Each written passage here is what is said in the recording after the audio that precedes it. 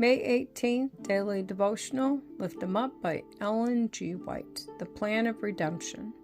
According as his divine power hath given unto us all things that pertain unto life and godliness, through the knowledge of him that hath called us to glory and virtue. 2 Peter chapter 1, verse 3. The plan of salvation is but dimly comprehended by the Christian world. Man is now taught by men who claim to have a knowledge of the Scriptures, can never know the extent of his fallen, degraded condition. But the mission of Christ will reveal the truth as it is in Jesus.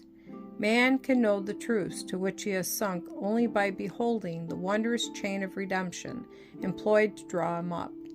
The extent of our ruin can be discerned only in the light of the law of God exhibited in the cross of Calvary.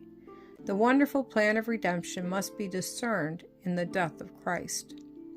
The world, by its own wisdom, cannot acquire a correct knowledge of the true and living God. When Christ came to this world, clothing his divinity with humanity, the treatment he received from the highest authorities of a nation that professed to know God made fully manifest the strength of human wisdom and reason. Their reason could not form a correct idea of God through his way and works. Only through faith in Christ is it possible for man to live the law. Man is not able to save himself, but the Son of God fights his battles for him and places him on vantage ground by giving him his divine attributes.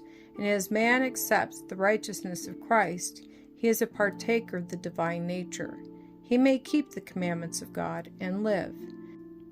Says Peter, whereby are given unto us exceeding great and precious promises, that by these you might be partakers of the divine nature, having escaped the corruption that is in the world through lust. 2 Peter chapter 1, verse 4.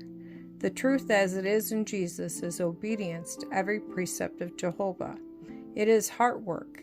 Bible sanctification is not the spurious sanctification, which will not search the Scriptures, but will trust to good feeling and impulses rather than to the seeking for the truth, as for hidden treasure.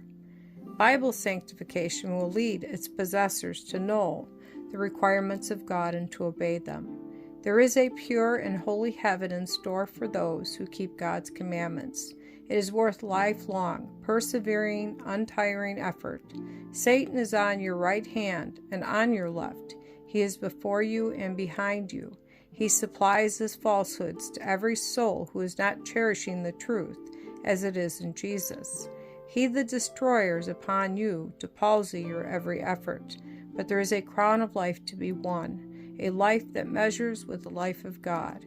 And those who do not close their hearts and minds to conviction will learn what the love of a holy and righteous God is, for it is an amazing principle which works in a mysterious and wonderful manner to secure the salvation of the race.